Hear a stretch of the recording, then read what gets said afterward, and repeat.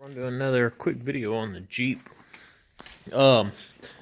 This Jeep is a bastard stepchild. It is a 95 model YJ. Might be a 94. It's a galvanized frame. I 4.0 swapped it. It was originally a 4-cylinder AX15 Jeep. That motor started using about a quart of gas every 50 miles, so I dropped in a 4.0, an AX15. I've done a bunch of bastardized modifications to it, and I might as well show y'all. I haven't put my double headers on it yet, and a bunch of other stuff. So originally this 4.0 motor, it's a Jasper crate engine I pulled out of a Jeep. It originally had a blower on it. I sold the blower. I went with the, I think that's like a 2000 plus intake. I'm using a 93 model YJ computer. It's like a 92 model YJ harness that's mixed with the 3.5 harness. Some little tidbits that y'all are actually interested in is when you move or 4.0 swap a YJ, there's no aftermarket motor mount, so you have to reuse yours. These are very gumbo welded. This is a very long time ago when I did this. But you got to move the motor mounts forward. You got to cut them off as good as you can and move them forward about pretty much ring to ring. It's not a very big move. You can kind of see where I did there. You got to move the motor mounts. I had a lot of issues with neutral safety switches. My AX15 is out of a 98 model. This motor's out of an 02.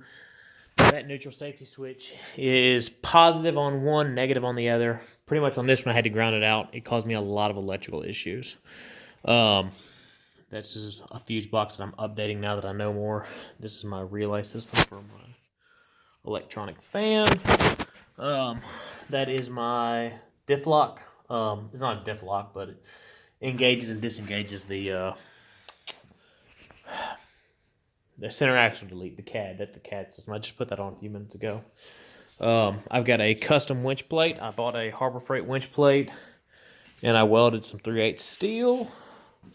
Make sure you gusset it. If you just put that steel on there as an L bracket, this will tilt over. So I laid in that bead there. Kind of a neat little winch, and I made sure I left that extra metal there just to protect that. It doesn't really need it. These are TJ bumpers. I've got bumpers front and rear, rock sliders. These are center line wheels. You never see center lines that are this pattern that are all the same. I think they come off a mid-70s Dodge. Not really sure. Obviously my fender flares are gone. This is my CJ8 hardtop. And in order to install that roll bar, you need a 76 and down CJ5 roll bar in order to make it work right. I really need to do some more reinforcing. It's very well bolted, but I don't know how much I trust it. There's the bumper owner. I've still got to do my roof rack. I'm going to have to custom length it. This is my custom e-brake setup. It's out of a, I just finished installing about 20 minutes ago. This is a TJ brake handle setup. It's kind of janky, but we're going to hope it works. But I wanted a left-hand brake, just for reasons. I just removed my stock cable, rerouted it, welded on a new dingle-dangle. Mounted it in. We haven't tested it out yet. This is my CAD blocker. The dash is half out. This is my dashboard. I've got 5 switches up top. One of those controls the radio power. And 3 of those are for lights. Ignition.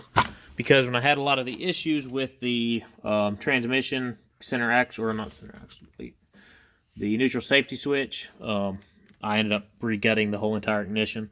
I'm currently cleaning up the wiring for it. And obviously my custom shifter handles. It's a pretty neat Jeep. It's a little bit tight. It's the first Jeep I ever owned. I've probably owned 30 Jeeps, and this is the only one I've kept. I've still got some cool mods to do to it. I'm probably going to redo the engine wiring harness or control up high. I'm having a lot of issues with my power steering pump because that's off like a Cherokee. I have no idea. I do not remember how I cobbled this thing together. It's a miracle it runs.